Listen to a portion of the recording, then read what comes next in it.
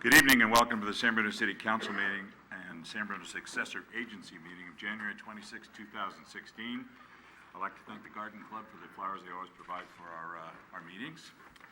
Roll call, please. Councilmember O'Connell. Here. Vice Mayor Medina. Here. Mayor Ruane. Here. Councilmember Medina. Here. Councilmember Ibarra. Here. City Manager Jackson, would you lead us in the pledge, please? I pledge allegiance to the flag of the United States of America and to the republic for which it stands, one nation under God, indivisible, with liberty and justice for all.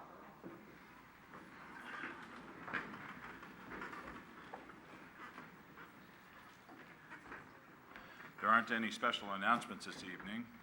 We do have a presentation, which is going to be kind of fun. We're going to present a proclamation recognizing resident John Jantz for his work to help keep San Bruno litter-free. And I have a couple of things I'd like to read. Mr. John Jantz has become a familiar and welcome face to those of us who use Crystal Springs as a thoroughfare to our neighborhoods. Just about every day, Mr. Jantz can be seen walking up and down Crystal Springs, picking up other people's litter.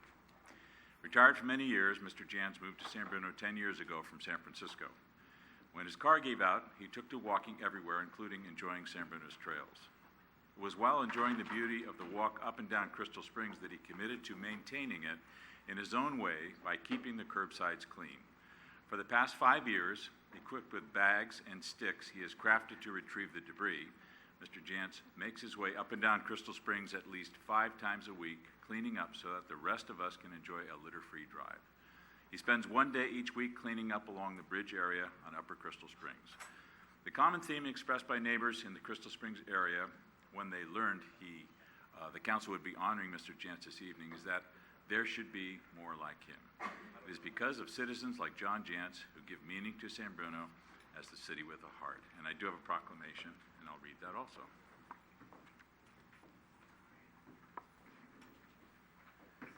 Recognizing Mr. John Jantz for his efforts to beautify Crystal Springs Road. Whereas congratulations, commendations are in order to Good Samaritan Mr. John Jantz for his diligent efforts to pick up litter and to improve San Bruno over the past 5 years.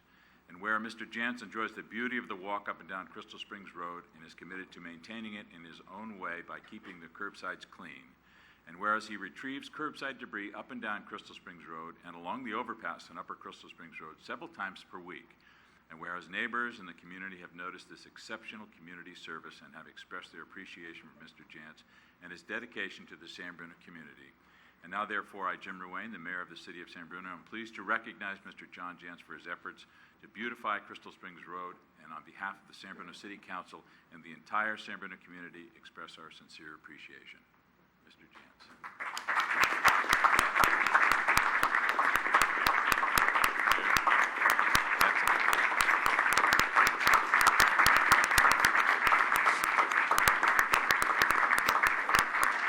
So I'll be presenting you with the proclamation in a brand new Easy Reach with a bow.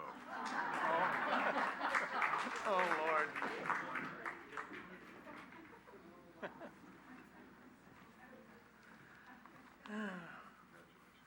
Thank you so much. Thank you. Here's your Easy Reach. Oh, this is perfect. I'll be using this. All right. Thank you so Tell us much. something. Okay. Well, I'm really surprised. I didn't expect anything like this, but I'm not much for making speeches, but I'm really pleased to be honored in this fashion. And I lost my car some time ago, and so I started walking. So when I saw all this garbage, I says, well, I might as well do something while I'm walking. So that's how it started. So I get a lot of satisfaction out of it. And it seems like every third or fourth car that comes by, they know me. I don't know them, but they know me. They either wave, blink their lights, or honk. And it's nice. They're very friendly. They're friendly people. And you know, it's a nice drive from senior citizens to the Crystal Springs apartments up on top of a hill, and so that's where I live. And I do the overpass. I try to do it at least once a week, and that's a mess, believe me. After 7 days, I don't know. I really wish people would do a little better there. So that's about it. So thanks for your appreciation and recognition of what I do, and thank you again. Thank you.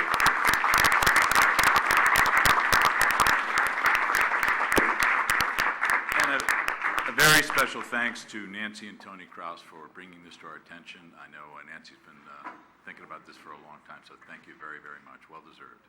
Well deserved. Review of the agenda, item 5. Anything on this? Okay, item 6, approval of the minutes of the special council meeting of January 12, 2016, and the regular council meeting of January 12, 2016. Any errors, corrections, or omissions? Seeing none, that be approved as submitted. The consent calendar, all items are considered routine or implement an earlier council action and may be enacted by one motion. There will be no separate discussion unless requested. Anything on consent? Move to approve. Second. Motion is second on the question. All in favor? Aye. Through the chair, I'd like to have it noted on the accounts payable warrant register that I am not approving the Myers-Nave accounts payable invoices. Okay, thank you. Public hearings, there aren't any public hearings this evening. We have public comment this evening on items not on this agenda.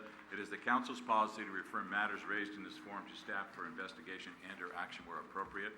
The Brown Act prohibits the council from discussing or acting on any matter not agendized pursuant to state law.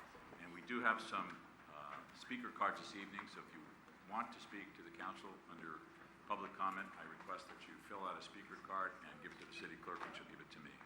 So our first speaker is Nancy Landauer. Nancy?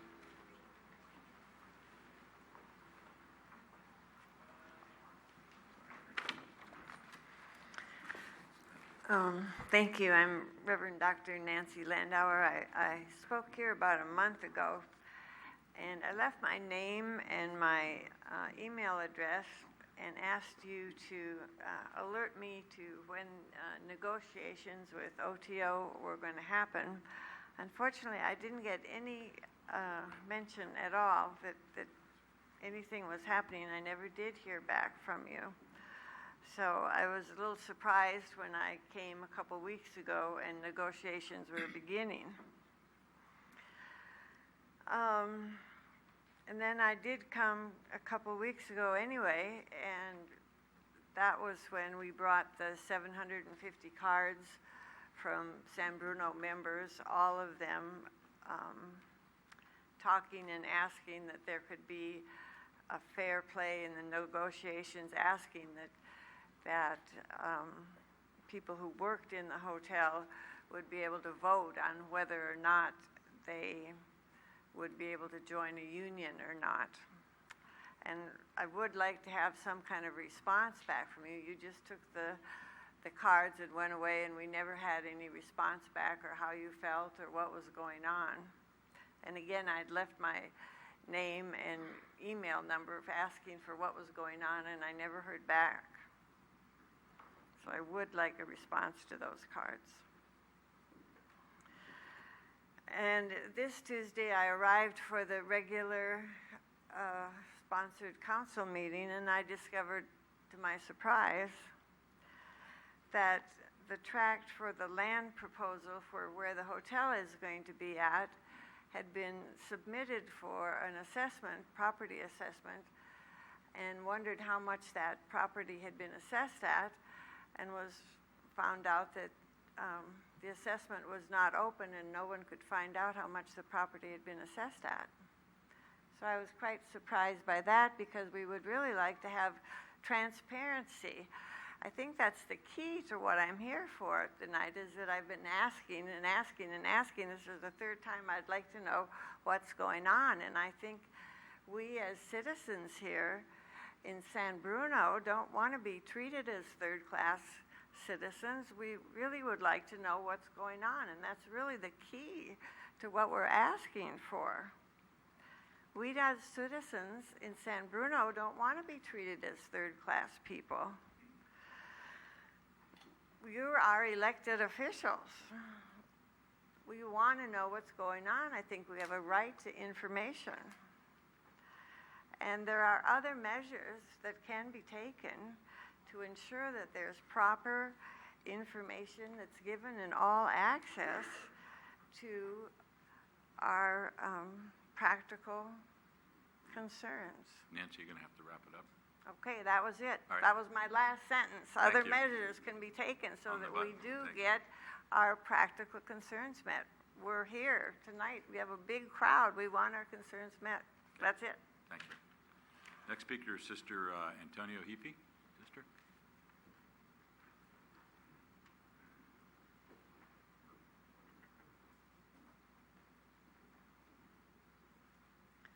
Good evening, Mayor and council members and citizens of San Bruno.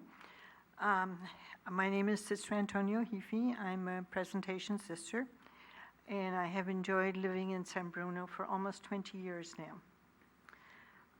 I have some concerns similar to Nancy's concerns regarding the proposed use of the property at what I refer to as the crossings. I don't know if that's the correct name or not, but that's what I'm referring to. We've heard lots of rumors and innuendos and all sorts of talk. And my concern is because nobody seems to know what's really happening. By nobody, I mean the public doesn't seem to know what's really happening. And so it's kind of eroding the confidence in the council. And for me, that's a big concern because I think we have a good council and I think we have very trustworthy people. Some of the concerns or some of the rumors I heard was that a hotel has been proposed to be built by the OTO development company. And there's a problem with that company because it's no secret that they are inclined to hand over their properties after about 2 years or so to another company named Blackstone. And the Blackstone company has some very unsavory labor practices. That's one of my concerns. The other concern is regarding the people who might work in that hotel, if the hotel does come to fruition. In the name of justice, I think it's very important that the employees are given a living wage. And as you know, the minimum wage is not a living wage in San Bruno, unfortunately. That they will be given proper benefits and the right to unionize if they so desire. Excuse me.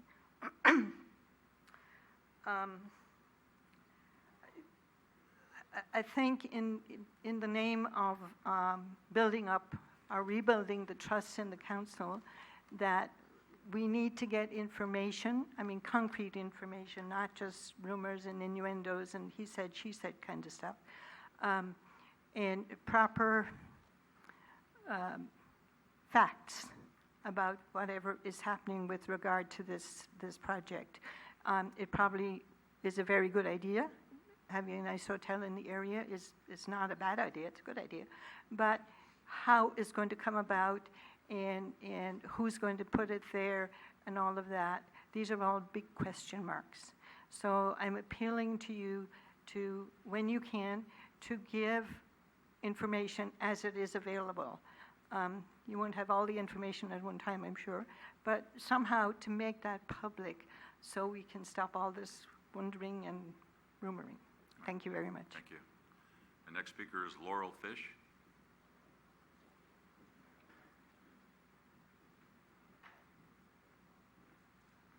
Hi, good evening. My name is Laurel Fish. I'm here with quite a few residents of San Bruno and members of the Peninsula community who were concerned about the proposed hotel at the crossing. I'm also here with Unite Here Local 2, the Hotel Workers Union, which represents over 12,000 hotel and restaurant workers and 300 people who live here in San Bruno. So I'm testifying about the proposed hotel at the crossing, and in particular the lack of transparency that we've seen from the city so far. We're aware that the city spent public money doing an appraisal of to assess the value of the land at the crossing. And on January 4th, I submitted a public records request asking for the results of that appraisal, as it should be part of the public record. And on January 14th, the city attorney wrote to me to deny that request for information. We believe that the city has a right, that the public in the city and the public in general has a right to know how much their own land is worth, because it's public property. And that people should have the right to evaluate how the appraisal was done and whether the results are accurate, how the appraisal was performed and whether the results are accurate.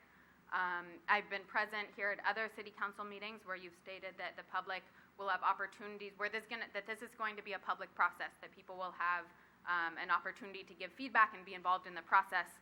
But yet at the same time, the city has refused to release information that would let people make informed decisions about this process in a timely manner.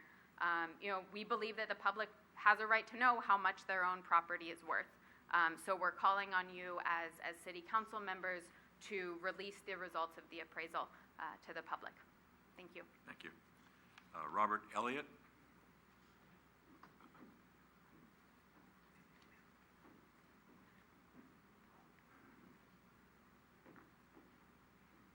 Yes, my name's Robert Elliott.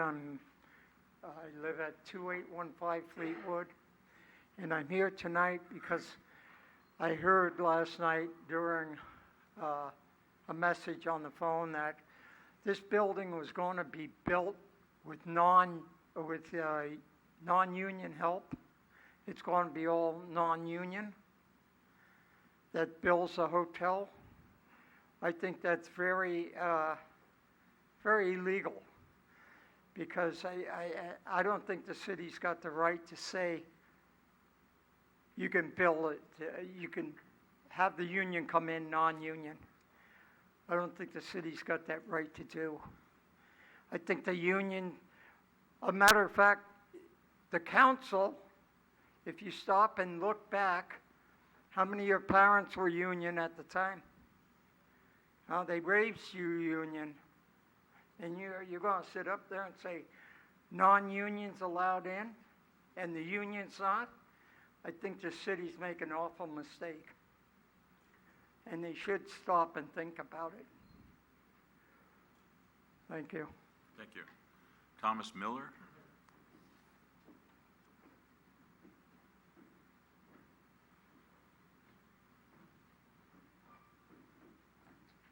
Thank you, Mr. Mayor and City Council. I want to find out a thing that I have been concerned is, PG&E paid back the city of San Bruno? Have they made San Bruno the city whole?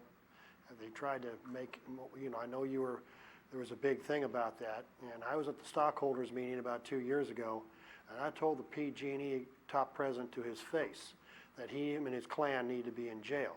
Have they been cooperating, and have they made it full? That's what I was concerned about. Another concern, I came here tonight, didn't know that this crossing things, I'm a union member. I'm retired, but I'm a union member. And to me, the union should come first before the non-union. These guys work hard, and they deserve to build it. And those people that staff that union, they need to be a union organized workforce, because I hate to tell you, what it costs to live here in San Bruno. If it wasn't for my family, I would not be able to live here, okay? Beside that, they deserve a decent wage pay. And if you can get the executives of PG&E, on the other hand, you get executives of PG&E arrested, give me the warrant, get one of the police officers to go with me, and I'll arrest the man myself. Thank you very much. Thank you, Doctor. All right, thank you. Anyone else under public comment? Did you fill out a speaker's card too, Robert, even though we know you? Yeah, sure. Since everyone else has to. Thank you.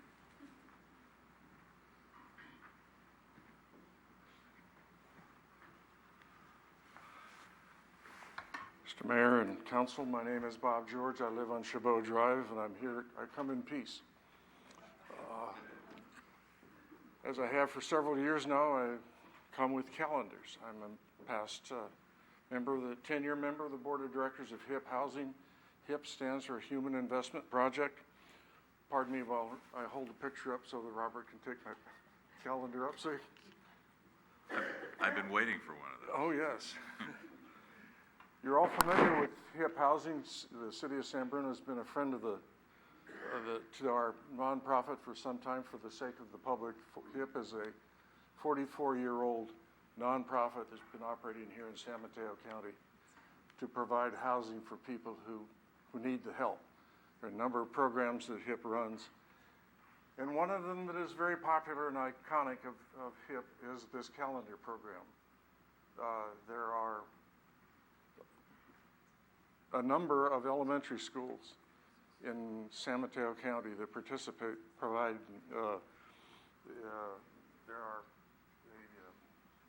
The artists range from kindergarten to 5th grade, and they provide us with up to 300 to 400 paintings each year, which we have to whittle down to 12, because that's the number of months on the calendar, obviously. I've been a member of that jury, as have you, Mr. Mayor, and you know it's a tough, very, very tough duty. I leave the calendars here as a token of our appreciation for the support that San Bruno has given us in the past. It's a non-electronic calendar. It's on paper, printed in ink. However, you can upload it to your wall with a thumbtack.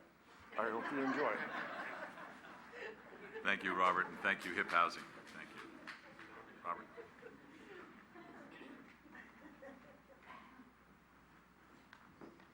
Robert Rico, your trustee on the Mosquito and Vector Control District. On behalf of the district, I want to thank you for the proclamation recognizing the district's 100-year anniversary of serving the residents of the county and specifically of San Bruno. We had our open house today, and I'm glad to say that a number of San Bruno residents, including my bodyguard sitting in the back row, was there, and the district continues to look to San Bruno for their support of our various ongoing programs and disseminating the information to your residents.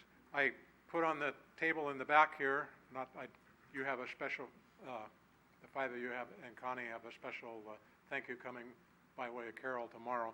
But we have tick keys, but these are keys you're not supposed to use because we're going to do such a good job in controlling ticks that you won't find any in San Bruno, so you won't have to use the tick key. So thank you again for your recognition and continuing support. Thank you, Robert, for all your hard work, too.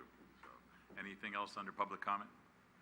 All right, as you know, we really can't address anything in too much detail, but I would like to say just a couple of quick things here.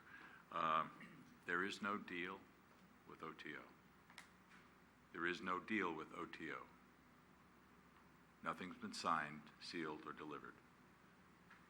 We have given the city manager direction to negotiate, and when you negotiate with your employers, you don't blast it all over the place. You negotiate in private. That's what we're doing. All right, so there's no deal, despite what you've heard. The council cannot force anyone to go union or non-union. It's not our purview to do that. We can't do it. So we'll see what happens. Negotiations are ongoing. We've heard you. But if you've lived in San Bruno or read about San Bruno or have experienced San Bruno, you know that we always have at our top priority the concerns of our citizens and the people who live here. So I know we're all talking about living wages and everything going forward. Let's see where all that comes down. That's a major concern of ours. I want you to know that. And I'll say one more time, there is no deal. And it's upsetting to have someone in the audience call us a council that considers you third-class citizens. It's not the case and never will be the case. If you looked at our history in Tanforan, the crossing, everything we've done in this city, all right, union or prevailing wage. So it doesn't mean it's going to happen this time. It doesn't mean it's not going to happen. But when it does happen, you will hear at the same time the council does. You'll be here that evening, maybe, for a vote. So, as I said, when you negotiate your union agreements, they're done in confidentiality. That's what this is. So, that's all I'm going to say regarding that. Thank you very much. And you're more than welcome to listen to a very exciting council meeting, but if you want to clear the room, now you can do that. So, it's up to Mr. you. Mayor, may I add one comment on that to follow on what you just said? I would just encourage the audience to watch the city's website under the government tab and the agendas for meetings. The city does do its business in public. We are intending, and we have always done project review via our planning commission and via our city council. That will be done again here, and that information will be available on our website, fully available to the public. You may participate in the public hearing process, and you can be informed about the timeline when there is a deal. We'll present it to the Planning Commission and to the City Council. We hope that that will be fairly soon. Thank you. If I could, Mr. Mayor, if the city attorney is willing to give his explanation on why the Public Records Act was denied. Well, as the mayor indicated, the city and developers don't negotiate in public. They are given direction in closed session as is authorized by state law. And the appraisal was provided, or the information about the appraisal was of course provided to the city council in closed session, again, as authorized by state law. If and when there is a deal with OTO, at a later date, that appraisal may become a public record. And I indicated in my correspondence with Ms. Fish that at this time, the appraisal is not a public record. It may become so in the future once a deal has been consummated. It's irrespective of the fact that it was paid for by public funds. That doesn't make it a public record. It's protected by the confidentiality of the council being able to negotiate the deal in confidentially and not in public. And as the mayor indicated, bargaining units don't negotiate their deals in public either.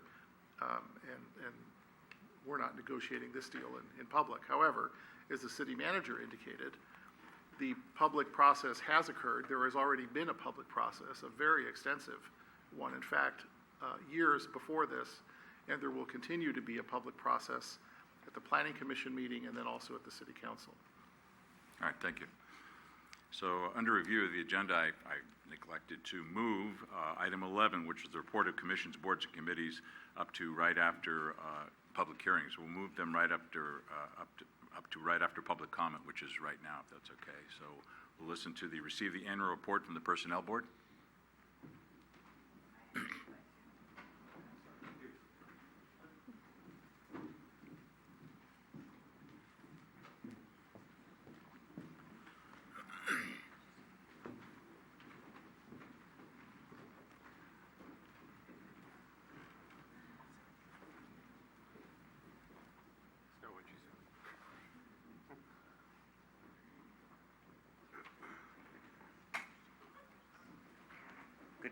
Good evening, Mayor and City Council. I'm Ed Fuentes. I'm the chairperson of the City of San Bruno Personnel Board, and I'm very proud to present our 2014-15 annual report. With me, behind me, are members of the Personnel Board, Ed Comerford, who serves now as Vice Chair, and Joe Roberts.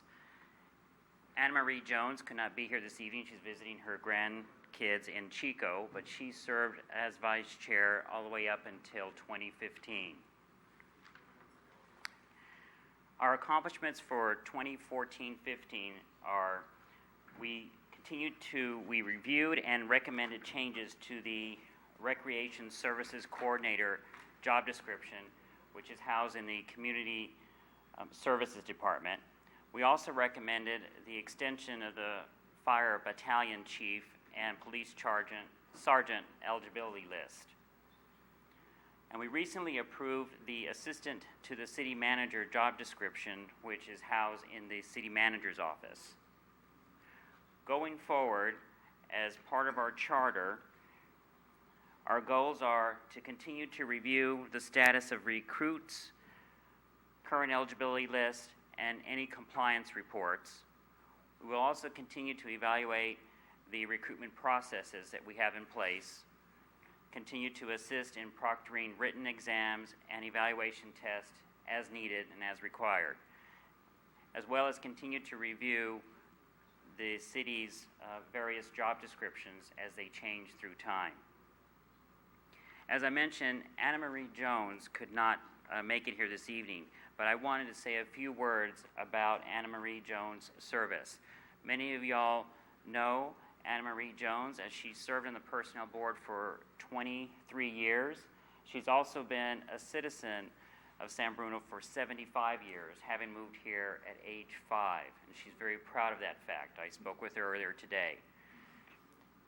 When she was on the Personnel Board, she started when we had no human resource department. So she actually did a lot of the interviewing and the testing of applicants. And going through and working with her, some of those folks came before the Personnel Board and remember her very favorably as helping them reach their current careers. She also worked at the transition to the advisory role, which we now have with our Professional Human Resource Department. In addition to the Personnel Board, she served as president of the El Crystal School PTA, and she was involved with the Cappuccino High School Sports Boosters and Music Boosters.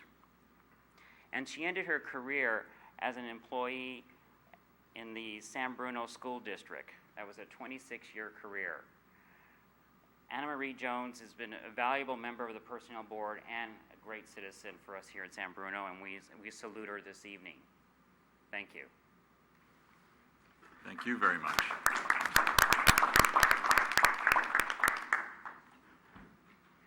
Anything else?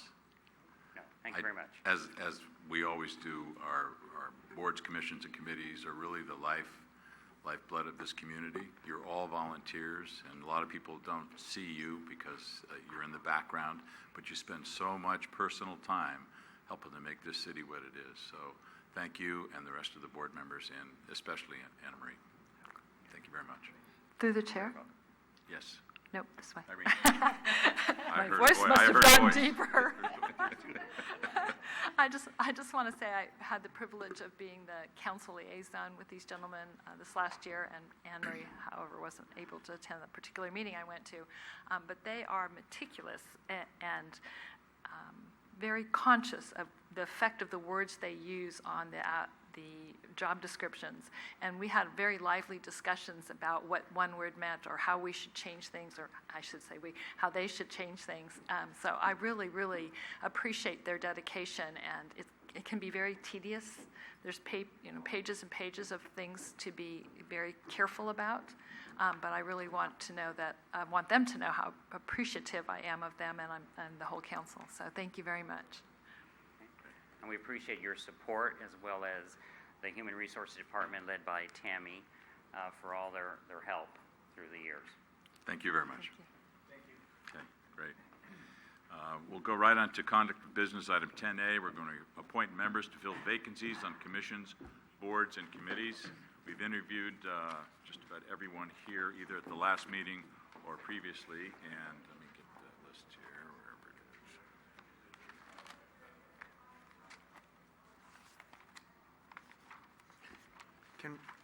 We can ask, while you're looking, if we can ask the city clerk to clarify how many vacancies are, because I know there were two, such as, What you said? can you clarify how many vacancies are in each commission? No. Guess. There's a vacancy on Bike and Ped. There's two vacancies on Citizens Crime. One vacancy on Community Preparedness. One vacancy on Park and Rec. And we got an additional vacancy on Bike and Ped that will be on our next meeting. Okay, good. Is there a nomination for representative for bicycle and pedestrian? Through the chair, I'd like to nominate Walter Bird. Second. Walter Bird. Is there anyone else? Okay, just do it. Walter Bird has been nominated and seconded. All in favor? Aye. Aye. Any opposed? Okay, Walter, you're on again. That's great. Citizen Crime Prevention Committee, we have 2 vacancies, nominations. Through the chair, Oops. I'd like to nominate Richard Wong, please. Second? Okay, and second nomination for someone else? I'll go ahead and nominate Val Morgan. Valentine Morgan, okay. Is there a second in Valentine? I'll second. Okay, there's a motion and a second to nominate Richard Wong. Anyone else? All in favor? Aye. Okay, great. Richard. And Valentine Morgan? Anyone else? Okay, yes? No. I mean, no one else. Okay, all in favor of Val? Aye. Okay, great, Val. We have 1 vacancy on community preparedness, nominations. Through the chair, wait a minute, I'll go ahead and nominate Matt. Matt Lethen? Lethen, please. Okay. Any other nominations? Is there a second for Matt Lethen? Second. All in favor? Aye. Aye. Okay. Congratulations, Matt. And we have 1 vacancy on Park and Rec. I'll start, through the chair, I'd like to nominate Michael Salazar. Who's that? Anyone else? Is there a second second. for Michael Salazar? Did you say second? second. Okay. Any other nominations? Yes, I'd like to nominate John Severs. Okay. Is there a second for John Severs? Okay. Seeing no second, Michael Salazar. All in favor? Aye. Any opposed? Okay. Got him, Carol? Good job. Great. Yeah, and as we said in our little study session and the interviews last time, we have lots of names on these lists, so please don't give up. These openings, as we just found out tonight, come fairly frequently, so let's make sure that you keep out there and listen and watch the agendas, because we're always needing commissions, boards, and committees. So, let's see. Okay, conduct of business. Item 10B, we're going to receive a report and provide direction regarding projects proposed by the San Bruno Community Foundation. And before we do that, I just want to say a couple of things. This is kind of an extraordinary evening. After a horrible, horrific explosion in September 9, 2010, a couple of things came out of that. $50 million to rebuild the neighborhood, and $70 million to contribute to the entire community of San Bruno. The neighborhood is being rebuilt. We're going to have a little meeting with them tomorrow night and talk to them about the details of that. That's been ongoing. But the Community Foundation has been set up as a nonprofit with what I consider an extraordinary board that's worked very, very hard to reach out to the community to find out what they wanted as a result of this. Something good had to come out of this horrific experience that we all suffered through. So here we are tonight when the board is proposed, after lengthy hearings with the public and among themselves, to give back the first of the monies back into the community. So they have some projects, and we're going to hear about that this evening. So Connie or Leslie? Thank you, Mr. Mayor, and thank you for this opportunity to come before the City Council tonight on behalf of the San Bruno Community Foundation. My name is Leslie Hadamia, and I am the Executive Director of the Foundation. Next Tuesday marks my one-year anniversary at the Foundation, and I'm thrilled with how far we have come in the past 12 months, transitioning into a fully functioning nonprofit, surveying the community with last spring's community listening campaign, developing our program strategy framework, identifying our first set of projects, which we will discuss tonight, as well as identifying our strategic grant-making priorities. The board has decided to earmark $15 million of the $70 million as a quasi-endowment with a long-term investment strategy, and plans to use the bulk of the restitution funds to address our strategic priorities, including several large capital projects to improve the city's community facilities. We have issued a request for proposals for investment management services and hope to select an investment firm so that we can take possession of the restitution funds in the next couple of months. Tonight, I am very excited to come before you regarding the 4 near-term project proposals the Foundation presented to you by letter earlier this month. These projects are among the Foundation's first program initiatives, and we are eager to see them implemented in 2016 so that the community can begin to experience benefits from the restitution funds. As I first mentioned to you in November, 4 of our first initiatives involve city facilities or properties or programs, and the Foundation Board is looking forward to developing a strong partnership with the city to see them to fruition. We presented them in detail in our letter, but let me summarize them briefly for you tonight. The first project is a community facilities vision plan. I was here in November and presented this to you then. There was concern from the City Council about the scope of a facilities master plan. The Foundation Board considered that as well as input we received from the public, and what we are proposing now is a much more focused plan than what was initially envisioned, and we've renamed it the Community Facilities Vision Plan. The planning process would focus on the Foundation's capital project strategic priorities, primarily the park and recreation facilities of library, community center, the recreation center, a year-round pool, athletic fields, and playgrounds, and would include a significant community engagement component to solicit input from the community for the vision for these facilities. We believe this project is critically important to the city, the Foundation, and the community. It would provide meaningful guidance to the city in charting a course for its community's facility needs. For the Foundation, it would provide necessary information as we decide how to deploy our strategic grant-making funds.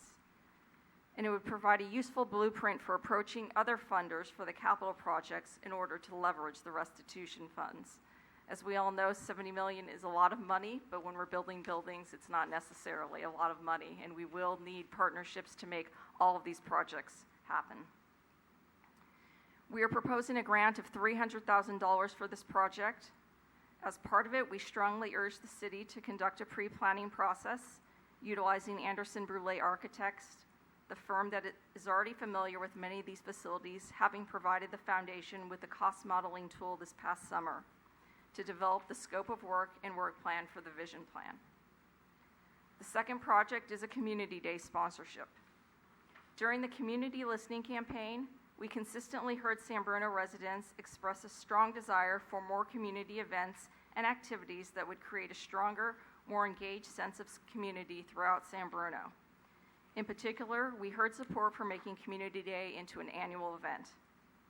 We are proposing a grant of $30,000 to the city to underwrite the cost of holding Community Day in 2016.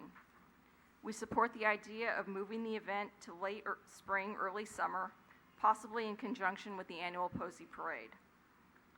We also understand that we are only several months away from early June when the Posey Parade is typically held, and if the city decided to push out the next Community Day until 2017 to allow for ample preparation time, we would offer a $20,000 grant for the event.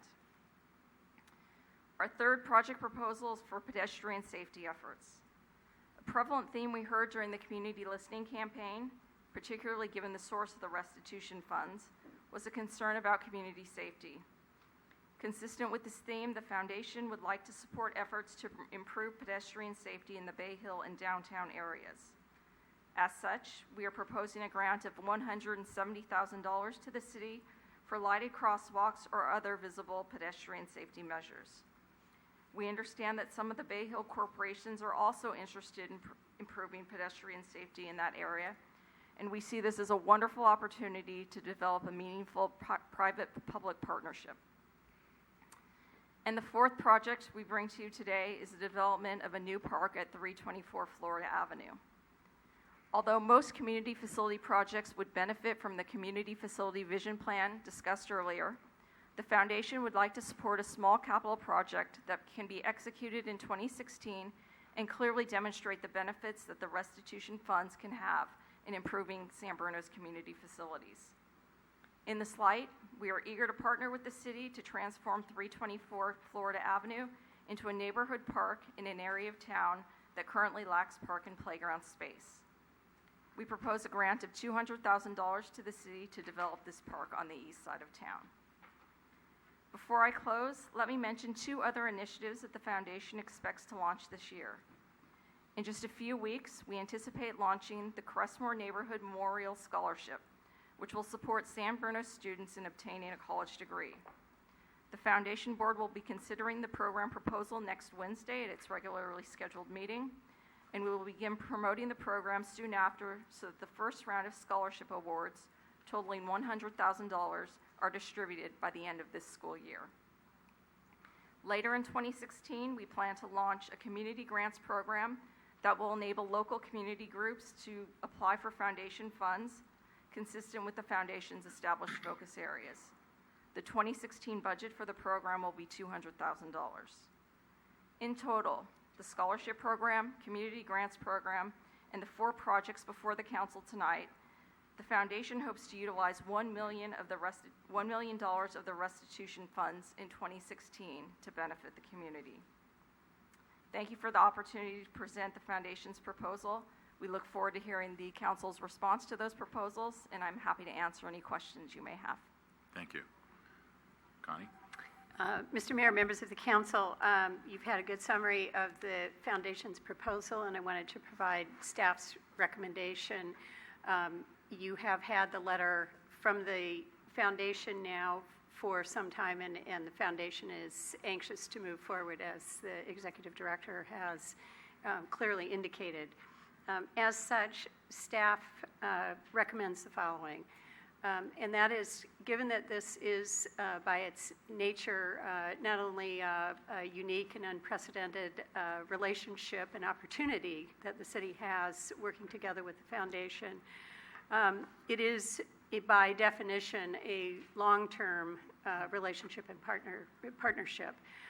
As such, staff is recommending that the City Council confirm the establishment of a subcommittee to be appointed by the mayor to work together with staff and with the foundation on a going forward basis to precise some of these projects and deal with the numbers of inevitable topics and details that will be necessary to the successful implementation of the projects that the foundation has proposed.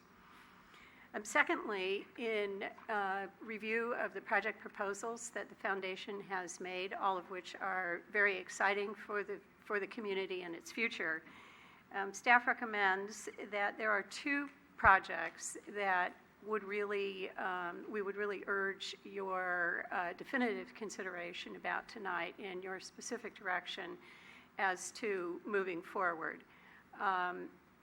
As regards the whole of the project proposals, staff recommends that the subcommittee and staff be tasked with developing a more detailed response to each of the proposals that would incorporate a thoughtful consideration of any and all issues regards implementation that will be necessary to consider as we move forward, particularly given the timeline that the foundation has identified for projects to be completed within this, the current calendar year. With regard to the 2 projects that staff is asking your very specific consideration and direction tonight, the first is the Community Day in the Park initiative for 2016. Staff recommends that the concept of a late spring, early summer potential combination with Posey Parade and established community event is a workable scenario, but it is one that even yet has a fairly short timeline for delivery. And as such, staff believes it's important to hear from you soon, if not tonight, very soon hereafter, about the City Council's direction and intent in moving forward with that project. We believe that at this point we have enough time to successfully plan and implement an event that the community will be proud of, including publicizing that and working closely and cooperatively with the Lions Club with respect to potential combination with Posey Parade Day. But again, we need to move forward with that fairly quickly. The second item that staff is recommending your direction tonight, your specific direction tonight, is, as the executive director indicated, the pre-planning portion of the community facilities master planning process. As the executive director indicated, that pre-planning effort will provide some useful information to meet the council's objectives that were articulated when the foundation was here talking with you about these 4 proposals last November. And specifically, the council's interests were expediency, a reasonably expeditious process for the preparation of the master plan, and one that focused on specific projects that may have a nearer term timeline for delivery or consideration for delivery. And with that in mind, the community facilities pre-planning process provides an opportunity with a relatively small investment to scope and focus and identify the issues and opportunities that the master plan process has available to it. Staff recommends your early consideration and direction to move forward with at least the pre-planning process, and recommends that staff would be prepared to move forward in coordination with the subcommittee and with the foundation essentially immediately. I believe ABA is ready to go. The foundation certainly is ready to go, and we think that's an achievable and desirable first step in consideration of the overall facilities master planning process. So with that, again, staff is seeking your direction regarding the establishment of a subcommittee and those specific 2 projects with the intent that we would work with the subcommittee to provide a more detailed response to each of the projects that have been outlined by the foundation, and we look forward to moving forward as soon as possible. All right. Thank you. Thank you. First of all, the easy part regarding the subcommittee, I'll appoint myself and Council Member O'Connell to that committee. That's done, and then I'd like to see if the council has any, pardon? With facilities? No, to work with the foundation on their proposals going forward. Oh. So, and then I'd like to see if the council has any questions for either the city manager or Leslie, the executive director. Through the chair. Rico? Just for city staff, obviously when we're talking about a park on Florida, obviously we know we need to think about ongoing costs. And I want to make sure we have that solid. We want to make sure we're taking care of what we have, even though if we want to install something, which I love the idea of working with the partnership that you proposed in the staff report from the foundation. But I also want to really know what those costs are, because I don't believe we've taken over the Caltrain station either as far as maintenance are concerned by city staff. I just want to make sure we have all our bases covered and we're able to, on an ongoing basis, when we have something new, let's keep it to the expectations that the community deserve. On the community facilities vision plan, which I love that word because I think it says it all, and that's what I heard in the campaign, but I keep hearing the word master plan.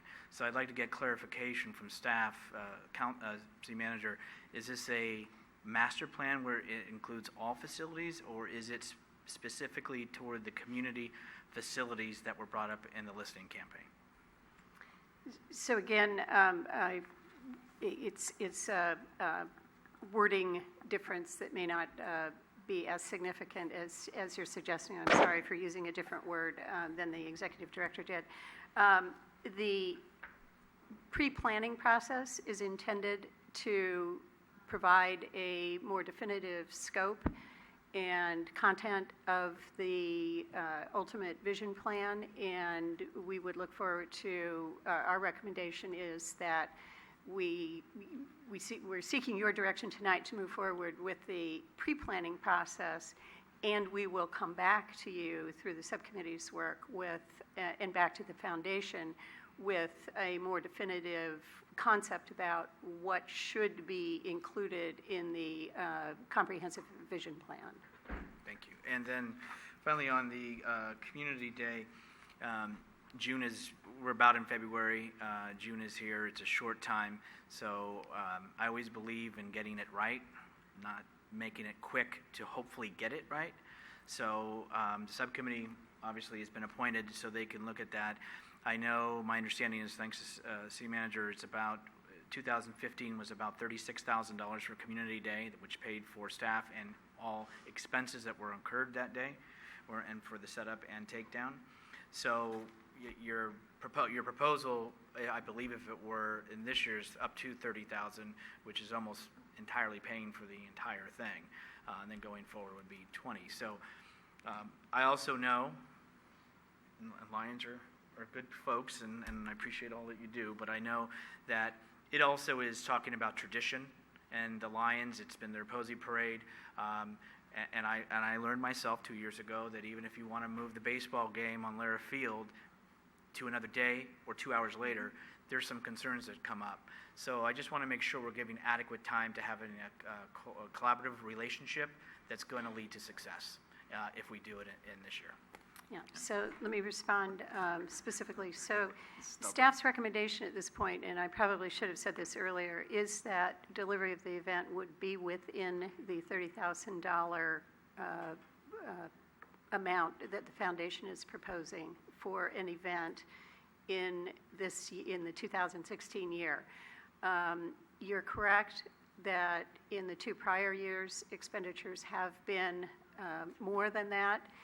And staff believes that with some reorganization, particularly of the costs for the carnival rides and potentially for the food trucks, that we can confidently recommend to you that $30,000 is enough, because as the council knows, there is nothing budgeted or programmed in our current operating plan and our budget for Community Day, and we're not asking you at this point for an additional allocation in order to deliver that event this year under the parameters that the foundation has outlined. With respect to certainly the coordination and cooperation with a long-standing community event that's delivered by others and with a great deal of historic and tradition associated with it, I can tell you that that staff has had a preliminary conversation with the individuals tasked with the delivery of the Posey Parade through the Lions Club, and that signal is initially positive, that the idea has merit and can be explored further. We would certainly want to do that very quickly and to alert you if it looks like, for whatever reason, it's not going to work, but we would like your direction tonight to proceed and to explore that, and if successful, to move forward with delivery. Okay. Ken?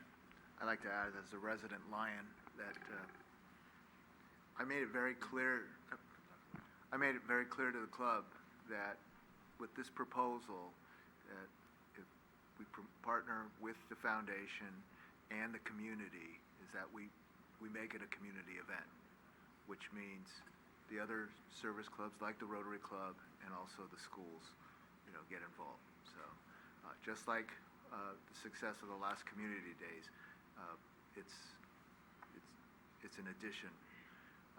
The Posey Parade becomes an addition to Community Day. Okay. Anyone else have questions or comments for either Leslie or Connie? Marty? Just a general comment that as an alternate to the being on that subcommittee, I just wanted to express that I was really interested in that subcommittee position.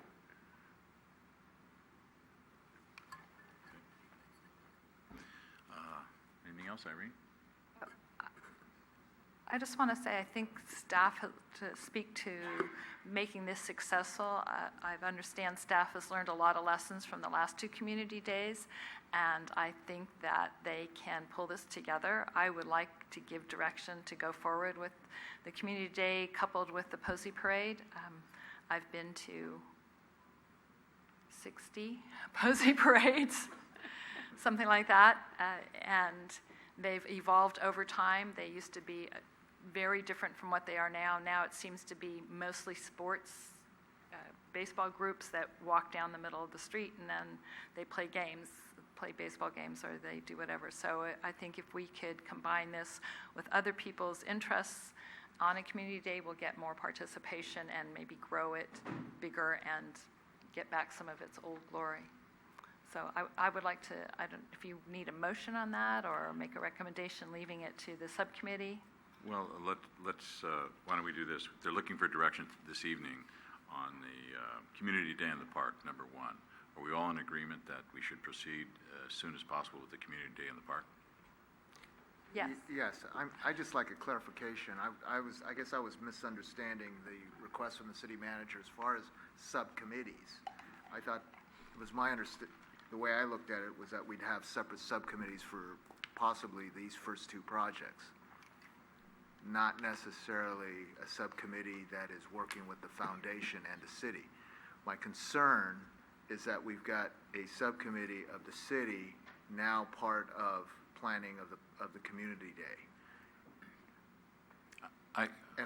That was not my intent. Okay, I'm just want clarification on how the subcommittee will be working with city staff and with the community. Okay, so really,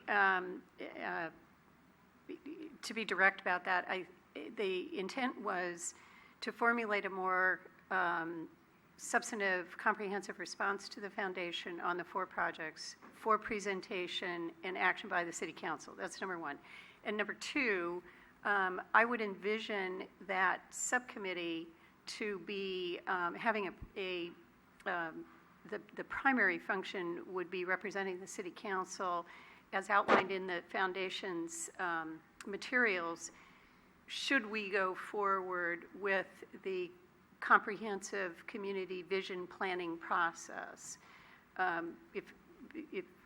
If you remember, the letter that the foundation provided envisioned a process that would have members of the foundation board, members of the city council, staff in a robust planning process that engaged the public, et cetera.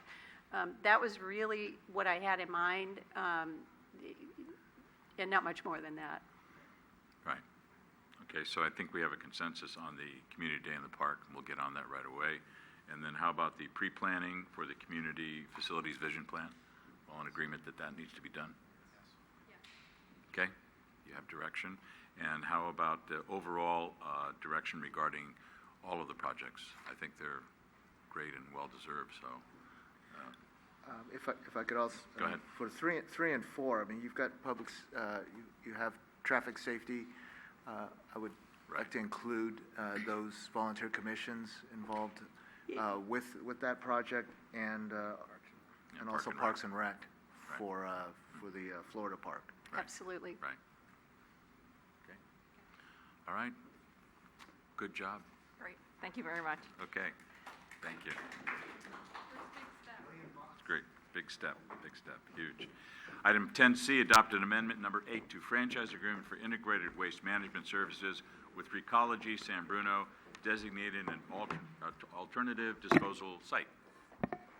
Good evening, Mayor, members of the City Council. Pursuant to the franchise agreement with the city, Recology San Bruno provides waste management services to all residents and businesses within San Bruno. The franchise agreement requires that all waste generated in the city be disposed of at a designated disposal site. In their effort to be more cost-effective, Recology has secured an offer from Ox Mountain Landfill in Half Moon Bay for a proposed overall lower rate than the rate charged by the current disposal site of Hay Road Landfill. Amending the franchise agreement to substitute the Ox Mountain site for the Hay Road site as requested by Recology requires the consent of both the city and Recology. The term of the franchise agreement will remain the same with the expiration date of June 30th, 2019, with the option to extend to June 30th, 2024.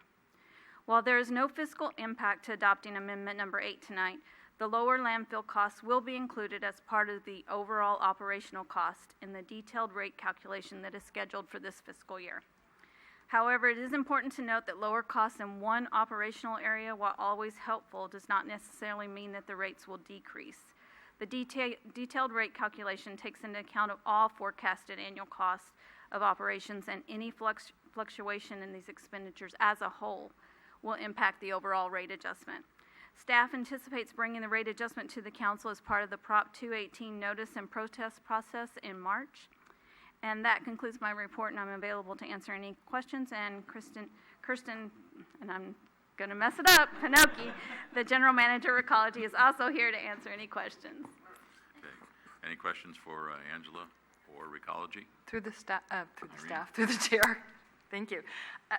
Does anyone know how long this rate is going to be in effect?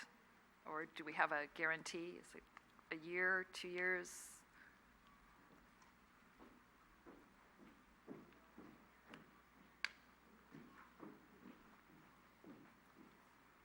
Good evening. To answer your question, we needed the approval of council tonight to move forward with the secure contract with Ox Mountain, but the rate of $45 per ton will increase by CPI on an annual basis. So that rate, as all the other landfill rates that we use, will always go up by CPI. Okay. All right. So that's the base rate, and then we just go. Yeah. Okay. Thank you. Marty? Yes, approximately how many tons a year are we talking about? Just curious. I know that. Sorry. We do 27,000 tons a year, about 100 per day.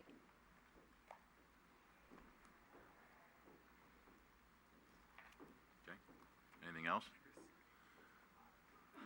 You're asking to adopt an amendment. Would someone like to introduce that amendment? I'll introduce the resolution. The amendment. Councilmember Ibarra. Aye. Councilmember O'Connell. Aye. Councilmember Rico Medina. Aye. Councilmember Vice Mayor Medina. Aye. I'm sorry. And Mayor Ruane. Aye. Item 10D, receive oral report from the city clerk on her attendance at the new election law seminar. Mayor and Council. Once again, I attended the new election law seminar and expanded my knowledge about everything a city clerk should know. Our first morning, we spent learning about the different social media platforms that are available and how they can help our city brand and market our goals. The session focused on the strategies and resources that are needed to build and manage a social media program. They stressed the importance of the information being conveyed to the public, that it be accurate, and that there is no better avenue than coming straight from the source.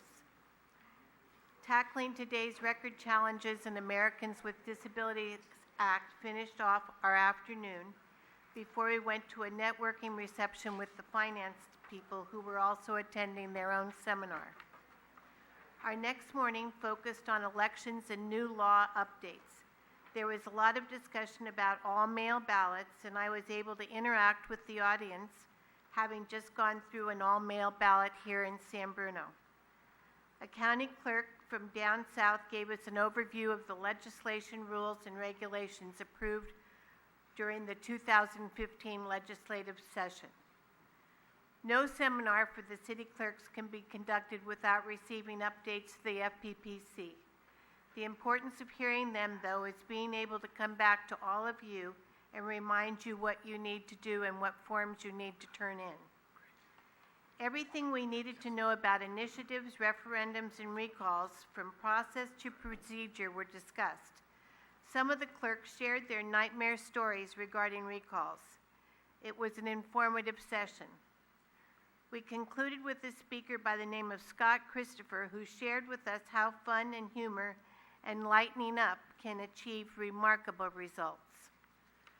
Having attended so many of these seminars, I have broadened my horizon with a number of city clerks I have made friends with. I've been in charge of the Sunshine for the last 3 years, and it's enabled me to be able to go to almost any of them and ask a question. So I'd like to thank you for budgeting this seminar to the city clerk's office each year. Thank you, and I'll be glad to answer questions. Any questions for Carol? Thank you, Carol. We had item 11 already. We're going to have item 12, comments from council members. Receive an oral report from Councilmember Irene O'Connell regarding regional agency projects and activities. Thank you. I have a couple of slides that I thought it would make it easier to kind of focus on what we're doing, and I did this in alphabetical order. So I'm on 3 major regional boards. The first one is the Advanced Life Support Joint Powers Board Authority. I'm chair of that board. It has 18 members. They consist of different fire districts, cities, etc. It was originally formed in 1997, and it was to even out the response time that some cities were not experiencing good response time from their ambulance services, and the idea was to allow firefighters to become paramedics and be the first responders throughout the county. So that's what we do. Our current issue is consolidating, upgrading the communication equipment, and we have, over the last several years, budgeted capital improvement money for that, and we are going forward with it. When it was first devised, there was a lot of kind of mishing, I guess, of the different equipments throughout the county, and now we're separating it all out and making it very clear who owns what and who's responsible for what. So that's what that one does. The next one is the Bay Area Water Supply and Conservation Agency. It is a 26-member board. It consists of cities that operate their own water systems. California Water, where several of the cities get their water supply from them.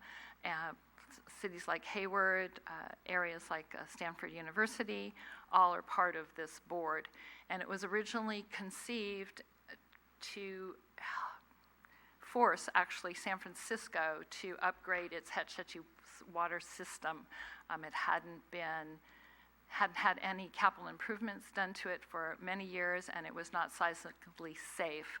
So that was what we did initially. We've grown a lot since then, and we take on other tasks related to water. One of the current things we're doing is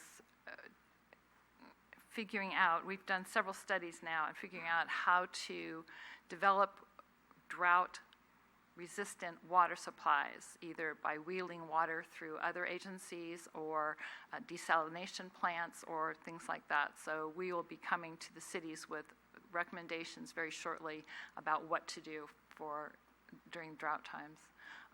Another thing we do is we increase conservation issues awareness, I should have said, and some of you have seen our posters out there that said, this is, don't, there's one, my favorite one from last year is a dog that it says, this is our dishwasher for this year, that's got his tongue hanging out. But anyway, those are some of the things we do with that. We also support legislature that helps regulate water systems, and we work closely with each of the cities in anything they need to do with conservation and drought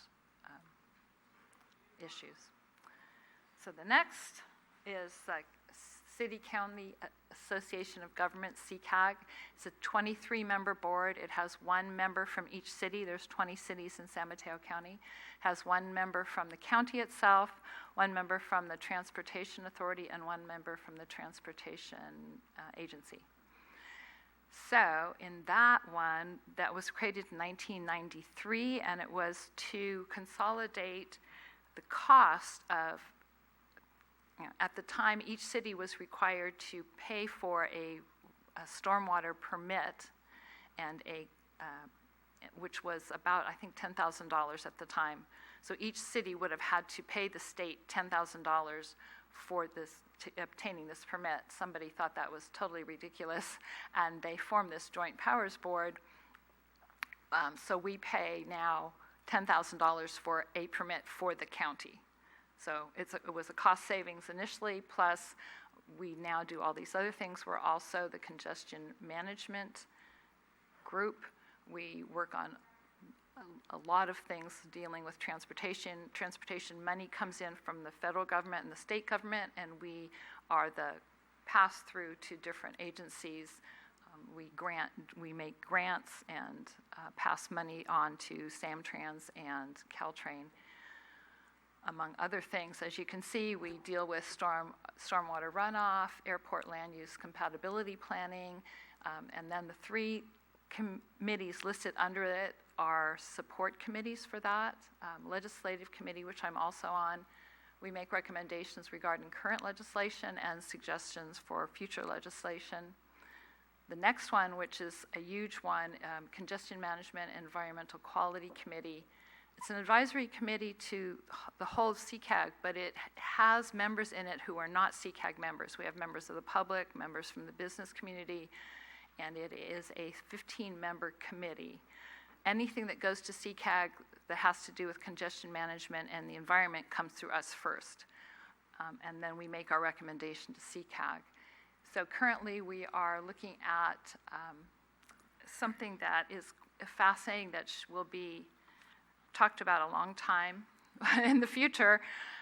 Think about it.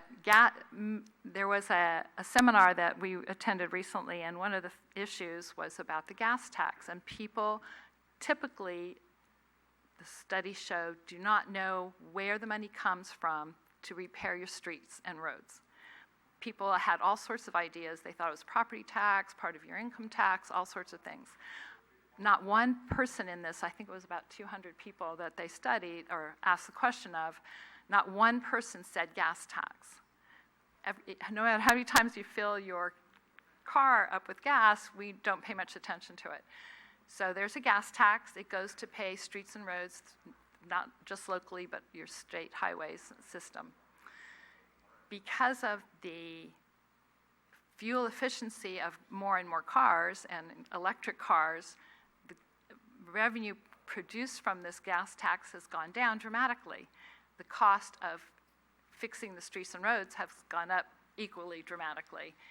And there's your dilemma. So one of the things that has happened because of that is San Mateo County, we just learned yesterday, will no longer be getting up $700 million it would have been getting through, it's called the STIP fund, because the state money that comes from the gas tax is no longer there. And they did not budget for that. So consequently, there are many projects in San Mateo County that were promised this money that will no longer be getting it. So it's going to be hurting several different city things. STIP stands for State Transportation Improvement Program funds. So that's huge. Next is our new stormwater permit requirements that I know Jimmy's over there nodding because they're going to be very difficult to enforce. They're looking for zero trash in our stormwater system by the year, I think it's 2020. That's going to be very difficult. That means anything that you see on the curb that goes out in the street that gets washed down our storm system, that's going to be a no-no. We can get fined up to $10,000 a day and all sorts of other things. So the Congestion Management Quality Committee will be making recommendations and bringing forward information about that. And the last one that we also just received a report about is the alternate fuel requirements and considerations for local government. It's a 200-page report that talks about the different policy issues that are going to be coming up because of the alternate fuel requirements that the state is putting on people. By 2030, there's half of the fuel you use is going to have to be from non-renewables. The other way around, from renewable sources. So, electricity, hydrogen, hydro, all those different kinds of things. And we're going to have to be thinking about where do we put electric car chargers? What do we do about different kinds of stations that are not just gas stations anymore, and all those kinds of things. So one of the good things about this, we also learned yesterday, was CCAG is going to be putting aside $500,000 in a grant process that the city can apply for, and part of that money is going to be used for, well, we are recommending to the CCAG that it be used for infrastructure for electric car chargers. So typically, a charge card installation can be up to $10,000. This would pay up to about half of it. So that's something really exciting and useful that we are doing. The last one is the Water Advisory Committee. This is a short-term, hopefully short-term advisory committee. This is a long involved thing, but we are looking at how to form or what to do exactly as a county to deal with issues that are bigger than our cities. For example, sea level rising, things having to do with water. Sea level rising is one, flood control is another, and stormwater runoff that crosses city boundaries is another. So we're looking at not how to solve those problems, but what mechanism, what methodology should we use to start solving them. So those are things. I put down on the bottom a website. It's called California Road Change. Oops, it should say pilot. Sorry about that. I spelled it wrong. Pilot.com. And I wanted to bring this up because of the decrease in the gas tax. The state is looking for other ways to tax people to fix our roads. I mean, it's just the way it is. We have to have some mechanism to tax it. This is a pilot program. If you go to that website, but spell pilot correctly, you can volunteer to be part of this pilot program where you have a variety of choices, but basically what they're looking at is how to record how much mileage everyone uses. So if you typically drive 500 miles a month and record it, you would record it with the state, and they would figure out how much gas tax that would be, and how you could replace it. So say if you drive a hybrid car, how much gas tax you're not paying, and then would charge that piece to you. They wouldn't do it now. It's just a pilot to see how it would work and if it's possible at all. So anyway, it's a fascinating problem in some ways, and they're looking at different solutions. I don't know if Miriam, I don't know if you can see this, but this is the gas tax, how much they no longer collect, and how much the cost of repairing the same amount of roadage it does. So anyway, those are those. I left off the other three committees. And you can take a breath now. Thank you. Thank Do you have any questions? Any questions for Irene? Thank you. Okay. Thank you very much. Busy. Item 13, we're going to go into closed session. Through the First is, chair, I'm sorry. I had Yeah. some comments also. I appreciate, I did ask for, and I believe colleague asked for an update on the temporary lighting up in the Crestmore, the street lights, and we received a lot of that. I just had a question, and if it could be stated, is Hamilton Avenue all dark? Because it looks like, I mean, I'm very pleased to see temporary lighting and the volunteer residents hooked up now, but it looks like there's one street that is still dark. Or actually, there's two streets. Charleston Well, and actually, Hamilton. Charleston, interestingly, Charleston, including the light that's actually on Crestmore at the intersection of Charleston and Crestmore, is on it's not on the RO circuit. So all three of those lights along Charleston are active, and they've never been out. Okay. Probably the same with Hamilton. I don't think so. Hamilton is dark. So staff will take another look at that. But otherwise, I'm happy to give a very quick update. We've distributed to the City Council, and we'll be posting, if we haven't already, the same map on our website to be able to illustrate what the state of lighting in the neighborhood, temporary lighting in the neighborhood is. In summary, we have successfully worked with 23 residents in the neighborhood to provide a direct connection from the street light via extension cord to an outlet at the residential property. There are 6 existing locations where solar LED temporary lighting has been installed. I would just say again, and we'll keep saying, these solar lights have not been entirely reliable, and so staff is continuing to watch those and to adjust them as necessary, but we continue to believe that there are considerations related to the contingencies of winter weather that don't provide a great deal of sunlight on some days. There are 6 additional locations signified by the green dots on the map that you have that are expected to be installed during the coming week. So with those considerations, along with 4 floodlights that are continuing to be deployed in the neighborhood, we have actually achieved pretty good temporary lighting coverage throughout the neighborhood.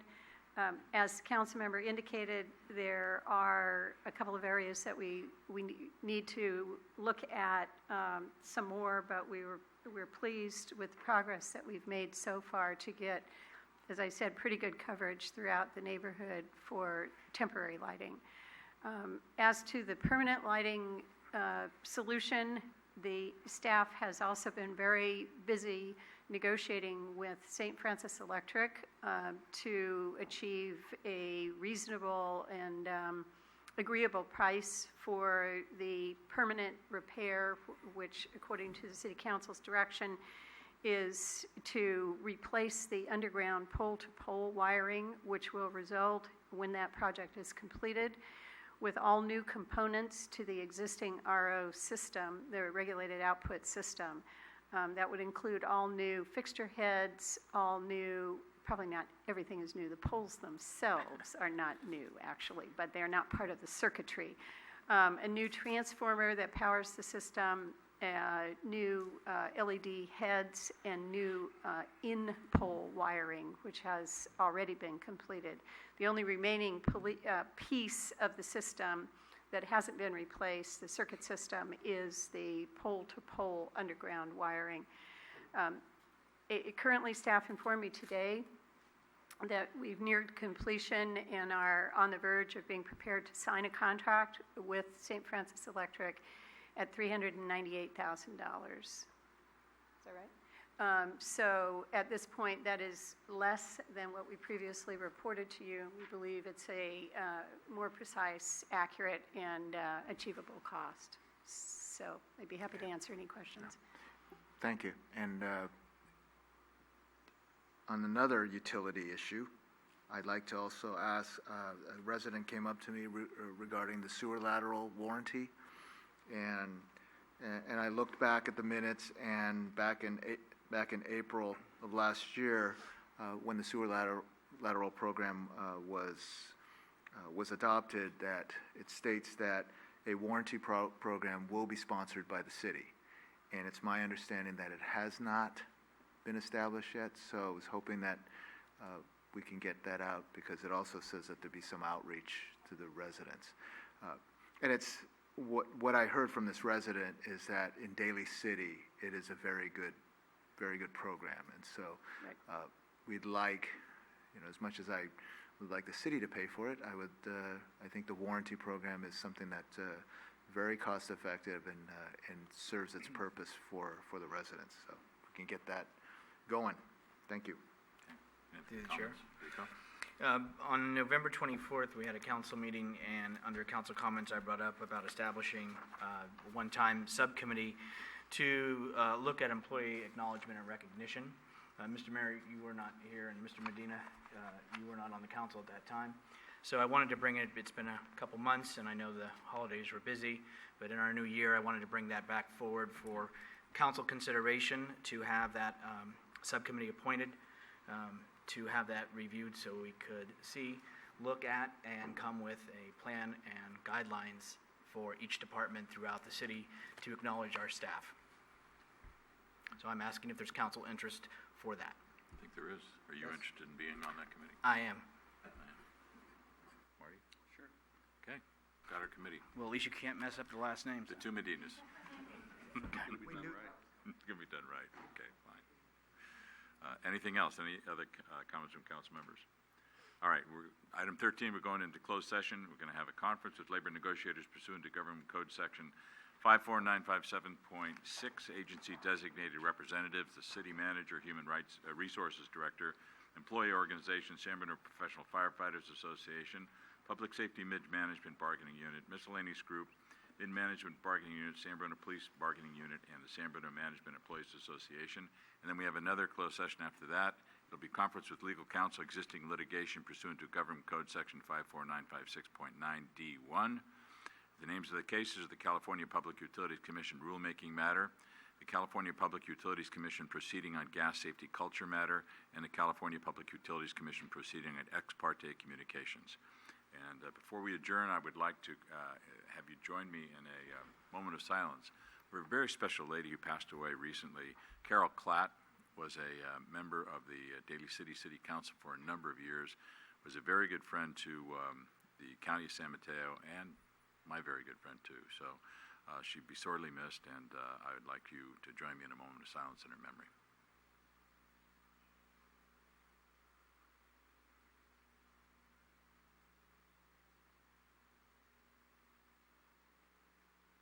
Thank you very much. We'll adjourn now to the next regular council meeting right here on February 9, 2016.